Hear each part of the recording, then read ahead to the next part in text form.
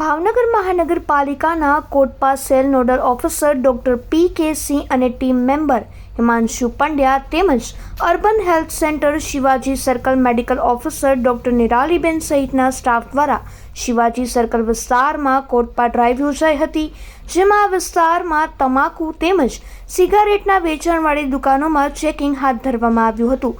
School college શાળાની આજુબાજુમાં 100 મીટરમાં ત્રિજ્યાના વિસ્તારમાંથી દુકાનોમાં ચેકિંગ કરાતા 6 દુકાનદારોને 200 રૂપિયા લેખે કુલ 1200 રૂપિયાનો દંડ વસૂલ કરવામાં આવ્યો હતો. તેમજ જાહેરમાં ધૂમ્રપાન કરતા હાર્દિક વેગડ નામના વ્યક્તિને જાહેરમાં ધૂમ્રપાન બદલ ₹50નો દંડ ફટકારવામાં આવ્યો.